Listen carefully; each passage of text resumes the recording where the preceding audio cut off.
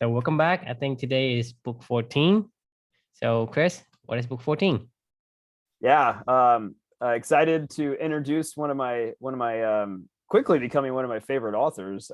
His name is Eric Weiner, Mm-hmm. and the book is called The Geography of Bliss. It's one Grump search for the happiest places in the world. So this guy, his name's Eric Weiner. He's like it's a part travel memoir, part it's really funny. He's a really humorous writer. He's like a philosopher. He's like a traveler. He does like a lot of he uses like his travels and his journaling to kind of be like a self-help for himself. So Mm-hmm. for this particular journey, he does this with multiple other books that we actually have coming down the pike in the future. But this particular book is called The Geography of Bliss, and he's on a search for, is there a specific geography that, where people are happier? And if so, like, what are the characteristics that make up that geography? Is it, like he mentions Mm-hmm. in the description here, like, are people in Switzerland happier because it's the most democratic nation in the world? Is it people in Qatar who have just a ton of money, but do they find joy in all the cash? Like, is it the king of Bhutan and his visionary for collecting and calculating the gross national happiness of his citizens? Is it Asheville, North Carolina, and their unique, culture? Is it Silicon Valley? Is it wherever? Like, he goes to a bunch of different places, and he researches them, and he learns more about them, and he understands like what does make us happy, and he goes through a lot of different factors of Mm-hmm. psychology and science, and joking around, and it's a fun journey. And this is why I love Eric Weiner's books so much, because they're just fun journeys. Like, they're just like, I don't ever really remember a ton from them because he goes through so much, but it's just enjoyable as hell. I have a smile on my face the whole entire time, and I just love going through books with his books. So Mm-hmm. I highly recommend it. I don't know, have you read any of Eric's books? No, I have not. Okay, so I think you would enjoy the journey. They're fun. But Mm-hmm. so this particular reflection is, off of the book, is The Geography of Bliss, right? It's talking about like what makes us happy. So the reflection title is what does make us happy. So for me, I started off this reflection kind of half joking, saying, first off, I have no idea, and who the hell really Mm-hmm. knows? Mm-hmm. That's one of my core values, is humility. And when I say humility, it's not like, oh, I'm humble or something. It's I don't know anything is humility. Like, it's absolute ignorance almost, of Mm-hmm. like, we've talked about this a lot of, I don't know anything, and that's fine. Like, And that's the like, truth. right, that's a fundamental truth. Yes. So my answer is I don't know, and I think Eric's answer, when he, is I don't know, he was exploring if geography had any bearing to that. But Mm-hmm. second, if I had to guess, I think, specifically, like I was talking about with Eric Weiner's books, they're just really fun and effortless journeys and adventures, and you learn so much. And I was like, maybe that's what really makes us happy. It's learning and taking a journey, right? So like myself personally, I don't think that there's any where in the world, like where as in like geography or place or time or whatever, Mm-hmm. where I personally, need to be in that setting to feel my happiness, to feel Mm-hmm. my happiest. Mm-hmm. I mean, like, yeah, a beach in Oahu, on the North Shore of Oahu in Hawaii, is great. Like, I'm sure I could be happy there. Like, traveling through Paris and going to different, wine and crepe shops or something like that sounds cool, but like, I don't know if that's, makes me happy. That isn't what makes me happy. I think it goes back to that whole, it's learning and taking a journey. It's what makes me happy is what we're doing right now. It's connecting with people that I care about and that I value their opinion, and that they, and then sharing knowledge that we both have learned on our own journeys. So it's talking about books like this. It's Mm-hmm. it's it's it's it's sharing ideas. It's helping each other. It's Right. living your core values. That's what really makes me happy, and I can do that anywhere and anytime and any place. That's kind of my general takeaway from this book and from this whole journey. Really, is like, I think you can be happy anywhere. I think happiness really comes from, what you're doing and who you're doing it with, and that's my take. So Mm-hmm. yeah, I'd love to get your thoughts. The question that I posed Mhm. to anyone listening and to you would be, what's your thoughts on what I just talked about? And then the question is when, where, and with whom are you the happiest in your own life? So yeah, I'd love to get your take. For the book, this book, from what you mentioned, it sounds like my cup of tea. I do like books like this. So my thought on this topic in itself, I mean, like I say, like you say, you don't know anything, and I Right. probably don't either. But I do have a hypothesis. So Hmm. my hypothesis is that I think if you're doing what you're made to do, you'll be happy. If you're a beaver and you get to dam, you'll be happy. If you're a writer and you get to write, you'll be happy. And if you're a sculptor or painter and you get to do what you're made to do, you're happy. Right. So the geography of bliss, I think, it's if I think it's one part, or I guess it's like a part your mental state. That's the where in not in geography, but I don't know what you call that. But that if you ask for the where, that's what I say would be my happiness. The when is when I get to do the things that I'm made to do. Whether Right. I'm a coder, I'm happy and I'm content. When I'm coding, I can be in a cave and I still be content because I get to code. Right. And so for me, that's my hypothesis. And I think geography does play a small part because, for example, you say, well, people in Switzerland. Well, I mean, if you're talking about you get to do what you would like to do, but if the environment is not allowing you to build a dam, for example, for the Right. beaver, it Exactly. makes it Yeah. difficult for him to do what he wants to do. So Yep. Yeah. Can a it's beaver not gonna dam can a beaver dam in the desert? I don't think so, right? exactly, There's exactly. no trees and there's no rivers and there's no Yes, so I do think environment does matter. Like it infrastructure does. matter. It does. Infrastructure matters. It plays a part in that equation. Just Right. because, for example, you say uh, I can be in Paris in enjoying the cafe and the baguettes and the scenery. But if I'm not with my wife or with the person I want to be with, Right. then I'm not going to be enjoying that scenery. I'm going to think about what happened, what that person's doing right now, whether that she's in a halfway across the world or not. Yeah. So the environment does makes it, but at the same time, it's not the only thing.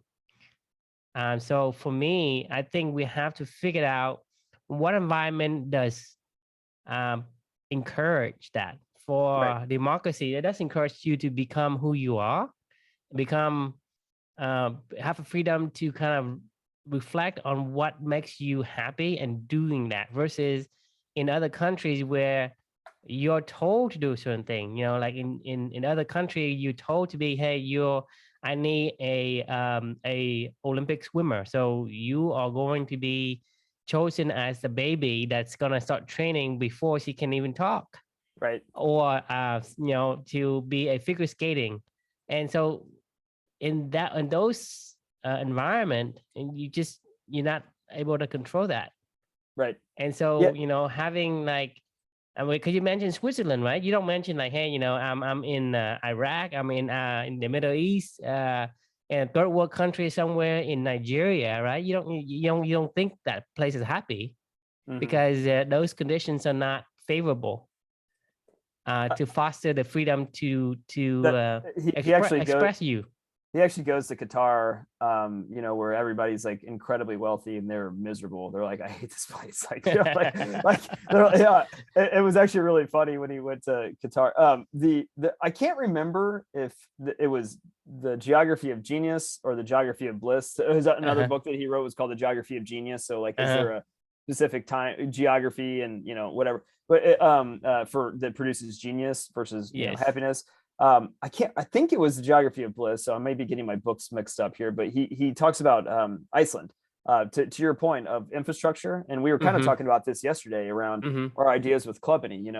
The people of Iceland are supported, they have security, they have safety, they have they have a living wage, they know that they can fail, and somebody will pick them up, and then they'll be there for them, right? So they're not scared of the necessities of life. Like, they're not trying to find food or shelter or whatever to figure out Right. if I can be happy. So they have, when they have that baseline taken care of, and then they have a safety net if they fail, to always, feel safe to try, right? To go do Right. that meaningful work.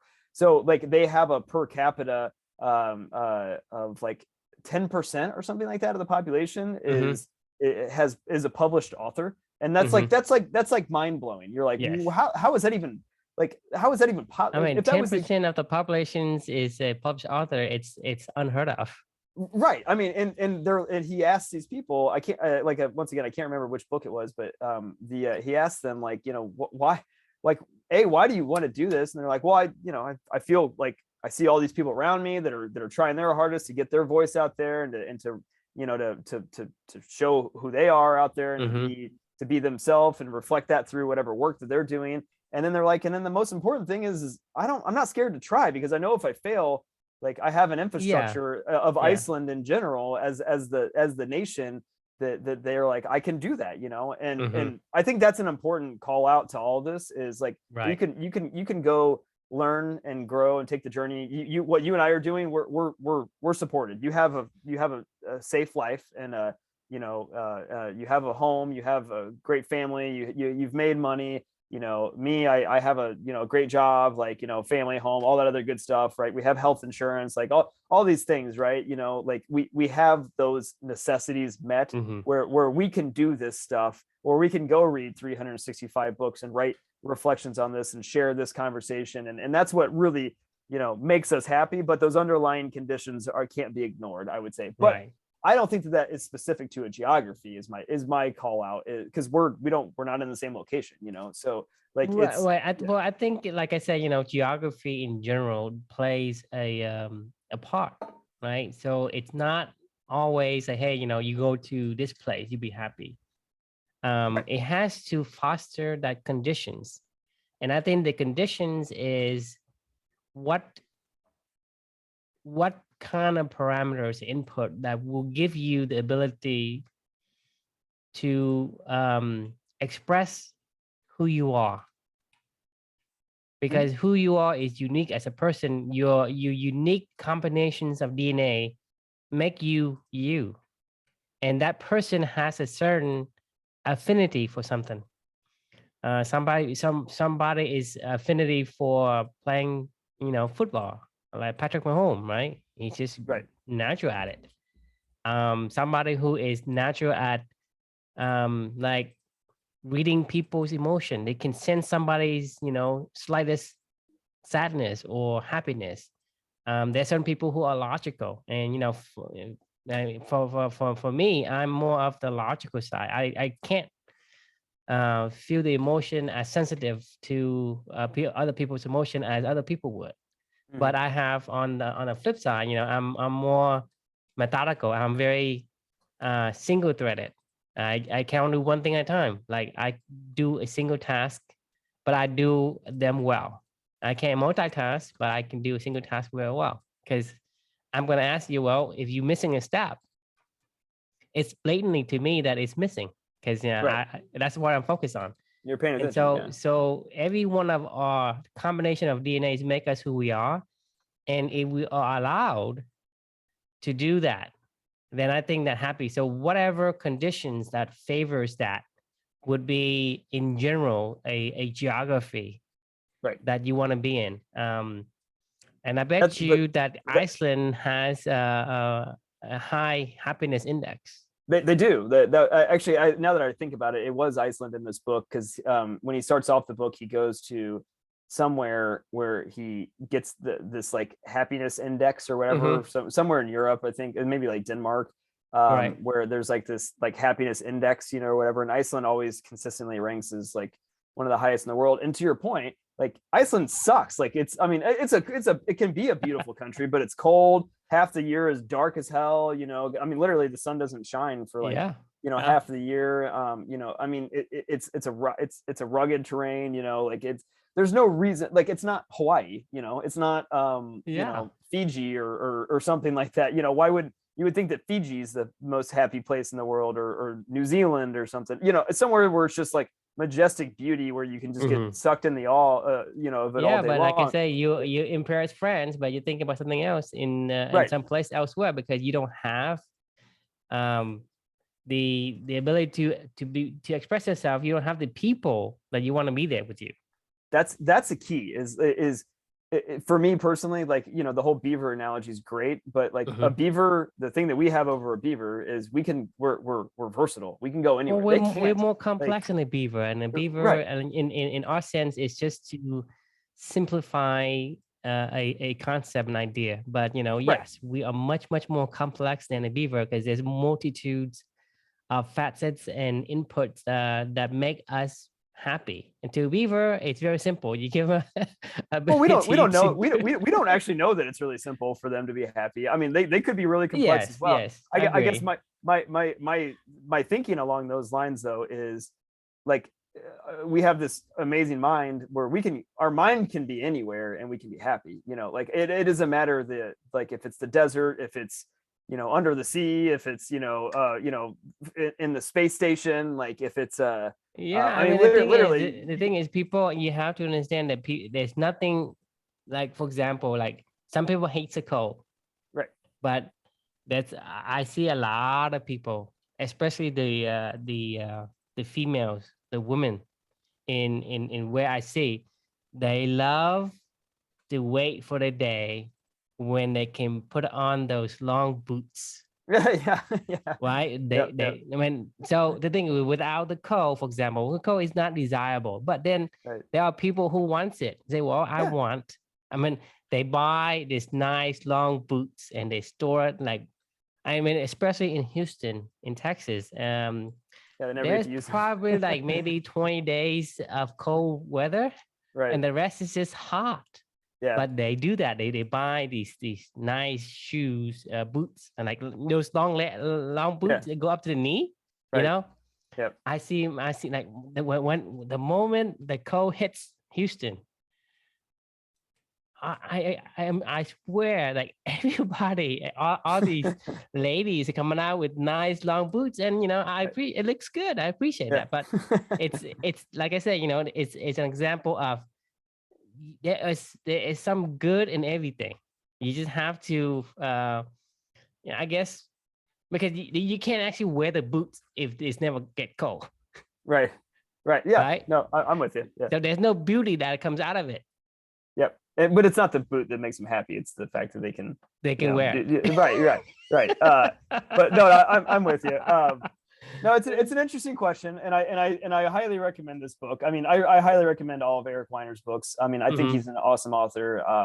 And I'm, I don't know where I actually found this, but I'm glad I stumbled upon him, and he's awesome. So yeah, good conversation for the day. I guess the question we can leave everybody with is, when, where, and with whom are you the happiest in your own life? Something to ponder and think about. Are there any particular conditions? Like what are you doing? Who are you with? Like where are you at? Like, just something to think about, and maybe figure out, a little bit deeper into that. So, and a follow-up question to that is, do you think you can find happiness?